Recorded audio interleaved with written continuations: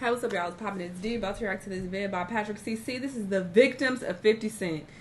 We got Ja Rule and Floyd in the thumbnail.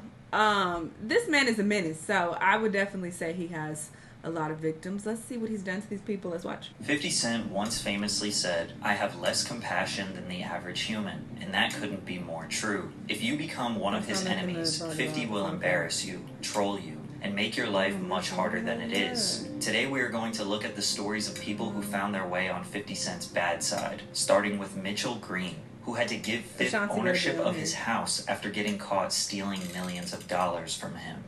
If you didn't know, 50 Cent is not just a rapper. Curtis Jackson is a business tycoon. Sire Spirits is the name of Jackson's alcohol brand, which is the parent company of his world-renowned Branson Cognac. Now, cognac is only made in a very small area of France because of the very specific types of white grapes that naturally grow there. 50 doesn't speak French, nor does he know the nuances of what's going to make his cognac taste the best. So he hires his director of brand management, Mitchell Green, to communicate and purchase the fermented beverage from wholesalers in France. Mitchell Green is supposed to be operating in Sire Spirits' best interest, making sure their product is the best quality it can be. Little did they know, all he was interested in was filling his pockets with green. Mitchell Green found two perfect suppliers for Sire Spirits, Castelnau and Ragnaud. The French distillers agreed to supply cognac to Sire. However, Mitchell separately signed his own agreements with Castelnau and Ragnaud through his own LLC, Branch Consulting, which gave Green a commission, known as an agency fee, for each bottle of champagne or cognac sold to Sire Spirits. He also signed non-disclosure agreements with the distillers. These agreements were to fulfill the interest of Castelnau to the best of its abilities, and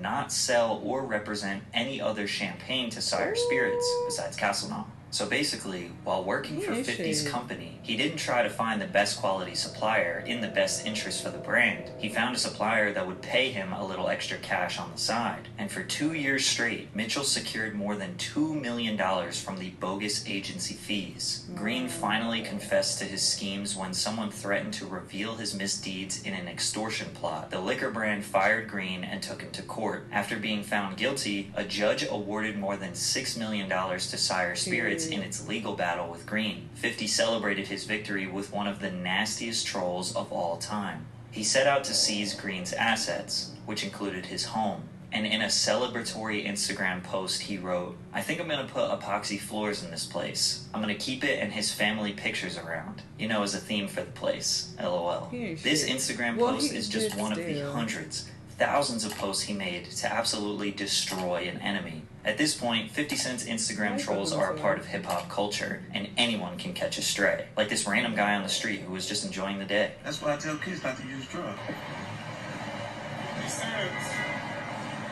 What the f*** are you listening to, Future? Or Busta Rhymes. And the award for strongest neck in hip-hop goes to Busta Bus. Why Busta Rhymes opened his mouth like that for this little-ass straw? Or Madonna, who posted this risque photo of herself on Instagram, to which he reposted and added, "Yo, this is the funniest shit. That's Madonna under the bed trying to do the like a virgin at 63. She shot out. She don't get her old ass up, LMFAO." He posted another photo of someone mocking the pop star. This the like a virgin 63 challenge, but Madonna didn't like that very much. She posted, "I guess your new career is getting attention by trying to humiliate others on social media. You're just jealous you won't look as good as me or have as much fun when you are my age. Because of this, we got an apology from 50 Cent. Something you will not see again for the rest of this video."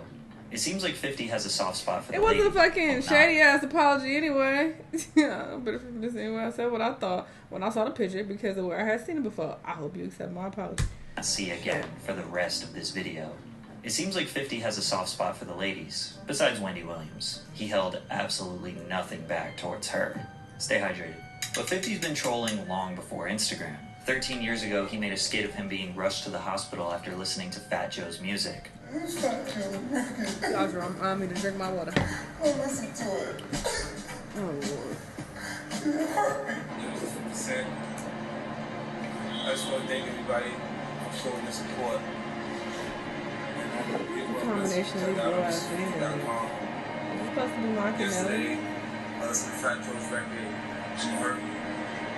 And I told you people, not to listen to his music. To double down, he made this fake mixtape cover for Fat Joe's next release, Elephant in the Sand. But 50 and Fat Joe actually have some real history. The G-Unit vs. Terror Squad beef reached a boiling point at the 2005 VMAs when Fat Joe said this. I feel so safe tonight with all this police protection courtesy of G-Unit. Then 50 Cent responded later on in the evening with some threats. This beef was so public, it actually cost Fat Joe $20 million. Fat Joe was supposed to be the first artist ever to collaborate with the Jordan brand because of his love for the sneakers and his close personal relationship with Michael Jordan. I met with him 6 times going over designs for the Fat Joe Jordan. Some of those meetings were literally just me and him, brainstorming. Bouncing ideas off each other, but after the VMAs, Mike deaded the deal. Michael Jordan did not want to insert himself into a hip-hop beef. It was too dangerous. By not getting that deal with Jordan, Fat Joe missed out on a $20 million payday. But even 50 is no stranger to losing money. Not because of rap beefs, but because he loans it to people who can't pay him back. This birthed his iconic slogan, "You better have my money by Monday." And if you think he was harsh on Mitchell Green, look at what he did to Daryl Mitchell when he wouldn't pay up. No, I got the money. All I had to do was go to ATM. I got you, bro. I'm gonna get it to you. Let me just And Tina Marie. Tina Marie. Tierra Michelle? Yo, is you serious, though? Damn. Stealing the wheel from a paralyzed man's wheelchair is messed up. Someone who can defend themselves should stand up to this guy, like Conor McGregor. What's up, New York City? 50 cents up! That was kind of random. In 2018, Conor decided to call out 50 since he was in New York doing a press conference for his heavily anticipated fight with Floyd Mayweather. Conor is a bit of a troll himself, so he thought, why not take some shots at the King of New York? Since Conor thinks he is the King of New York. I run New York City! Pimp! But 50 knew Conor's chances against Floyd Mayweather were slim. And he was right. After Floyd TKO'd Conor in the 10th round, he posted this photo of Conor on Instagram. And this for calling me a bitch. Knock the snot out your ass. 50 let his friend handle the business for him. However, they weren't always friends. And Floyd has been a victim of some vicious 50 Cent trolling over the years. 50 and Floyd's rocky relationship started when Floyd was on trial for a domestic abuse charge in 2012. 50 says that before Mayweather was sentenced, he told him to start a joint venture boxing promotion company called the Money Team, because at this point, Floyd never trademarked or legally licensed the name. Floyd told 50 to invest as much money as necessary to get the business up and running, and when he got out of jail, he would pay 50 the other half. Fifth claims that setting up the LLC and doing all the paperwork cost him $2 million, meaning that Floyd owed him $1 million. 50 was the first to greet the champ when he picked up Floyd from jail. Rumors arose that Fifth was messing around with Floyd's girlfriend, Shanell Jackson, while he was locked up, which led to a little bit of friction between the men. 50 denounced the rumors in an interview, but also said, "Me and Floyd are always going to be cool. With Floyd, everybody around him is waiting on the next time he feels generous, and I'll go and do what I have to do." We would later find out that Floyd was spending $300,000 on chains and Lamborghinis, but not giving 50 Cent the $1 million that he owed him, which led to Fifth saying, "TMT is over. The Money Team is no longer a team, so it is SMS Promotions, that's it." Followed by, "I'm no longer a part with or down with TMT Promotions," to which Floyd responded, "A male boxing groupie. Hold my belts because your album sales have declined." Followed by a graph of 50 Cent's declining sales, and "I respect the shooter, not the one who got shot," referring to, obviously, when 50 Cent got shot 9 times. Then Fifth, "Floyd, you know I have more money than you. You go broke every fight, stupid." The back and forth went on for a little bit, but the next day 50 said it was all a publicity stunt. Floyd would later be cordial about the situation when he was asked. A lot of people in the hip-hop community want to get a real answer. What happened between you and 50 Cent? It's just more like, sometimes people don't see eye to eye on certain situations. But Fifth still never got his money. For the next 2 years, Floyd never addressed the reason why they had friction. He always said he loves 50 and respects him, so 50 took the L and left him alone. But in 2014, when Floyd found himself flirting with T.I.'s wife, Tiny, which led to punches being thrown at a Fat Burger in Las Vegas, Fifth couldn't help himself. Chat, what's going on, man? Niggas tell me you down there at the Fat Burger fighting over Tiny. When Floyd was asked about why 50 Cent, T.I., and Nelly take shots at him, he said, "What's so crazy is this, When people are not relevant and they're not moving units like they were once moving, You've got to realize, I've been relevant for 18 years. 50 woke up the next day, read the article, and responded with one of his most iconic memes ever. Woke up, I look at the computer say, Floyd said, fuck T.I., fuck Nelly, fuck 50. I'm like, what did he say fuck me for? Nelly fucked your first baby mama, Melissa, then took your fucking fiance. Say fuck that nigga. This photo of 50 Cent is the second most famous photo of 50 after his Get Rich or Die Trying album cover. The internet exploded, and Fifth wanted to keep the laughs coming. So in honor of the ALS Ice Bucket Challenge trend, he decided to challenge Floyd. This is a special ASLELS challenge for you, Floyd. If you can read one full page of a Harry Potter book, Not nigga, Harry I'll give Potter. $750,000 to whatever charitable organization you want to. Fuck the ice, man. Fifth sensed that Floyd might not be able to read the Harry Potter book, so he made some changes to his challenge. A phone call from my man Jimmy Kimmel. Jimmy said if Floyd accepts the challenge, then he'll put it on the actual show, so you can read it on the show. We don't want to put pressure on you. We know you can't pronounce those words in that Harry Potter book, so we're going to let you read Cat in the Hat. Sadly, Floyd never accepted the deal. He only responded with a picture of some multi-million-dollar checks saying, "Read this $72 million." Over the years, 50 continuously mocked Floyd and his reading capabilities, or incapabilities, writing out hilarious messages pretending to be Floyd. This troll was so devastating that to this day, 10 years later, people still make fun of Floyd for not being able to read. I need a skill bag on stage. What are you doing with a skill bag on stage? You can't even read. Are you reading from a teleprompter? But one thing that I do, I know you can't read. Okay. Despite the back and forth, these two are like brothers, who sometimes just like to joke around. Tell Floyd I said he won. He's the greatest of all time. And nobody can ever take that away from him. What he's done with his life is amazing. I'm done with all the back and forth. No. Now can someone please read this to the champ? After you did all that Hashtag damage? Vibes. So Fuck most you. of 50's beef with That's what I Floyd would was think harmless about jokes, but for Rick Ross, Fifth was not playing around. There's nobody in control of me. Like, I do what I want to do. So,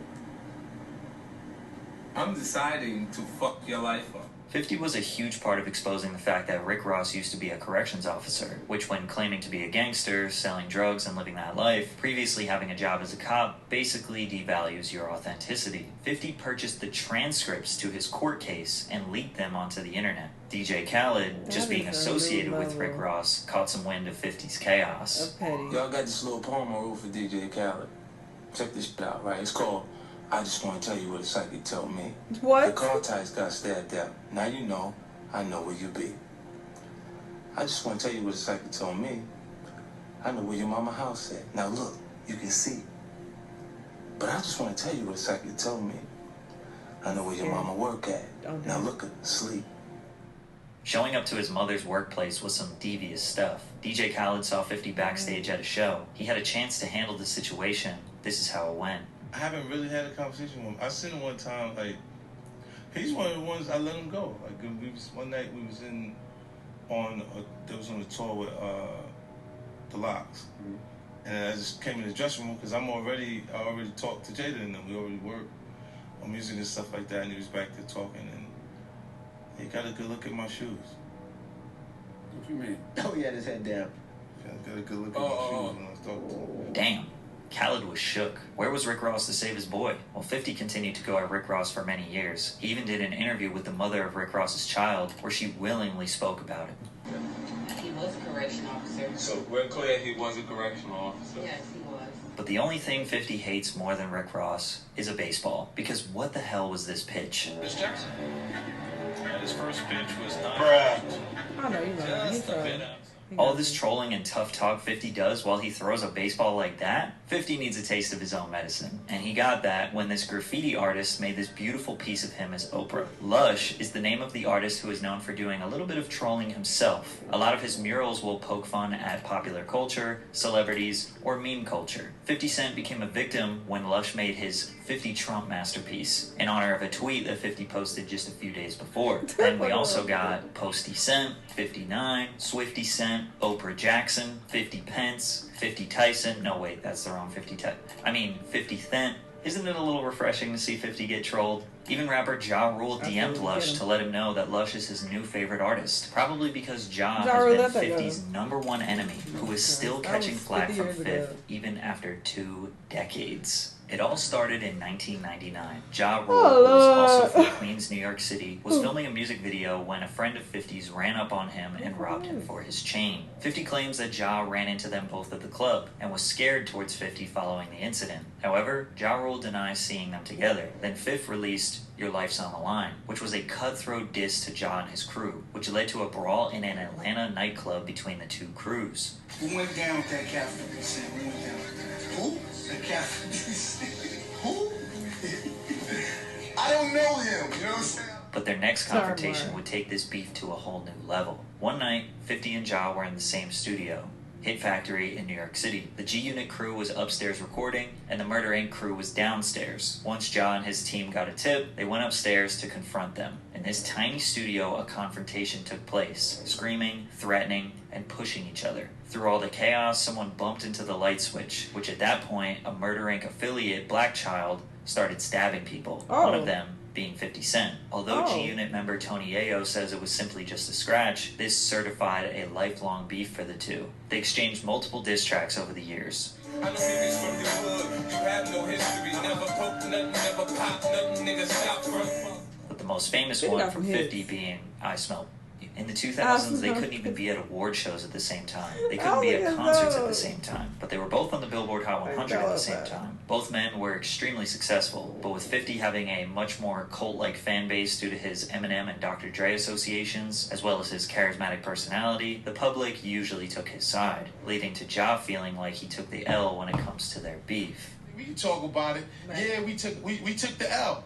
We took the L, but you know... But even after Ja admit that, 50 never let off the gas, taking any opportunity he can to bully him. And the absolute catastrophe that was Ja's Fire Festival did not help at all. 50 had a field day with that. But in 2018, Ja would find himself on the wrong end of the most savage, brutal, and hilarious troll 50 Cent ever did. Biff posted an Instagram screenshot from Groupon, which was apparently where Ja's concert tickets were being sold. If you don't know, Groupon is a coupon/discount app where typically brand new businesses use to get customers in the door. Or the app is used by failing businesses trying to stay alive. So a concert being there indicates that nobody wants to go. Fifth mentioned that tickets were only $15. So he said he bought 200 seats in the front row so they can be empty. Imagine Ja Rule walking on stage only to see the first 200 seats empty with only one person sitting up front, and it's 50 eating popcorn giving him a wink. That would have given him king troll status for life. The internet exploded with laughter, absolutely clowning Ja Rule. This could be the pettiest thing anyone could ever do to their enemy. He followed up with another post. What a show.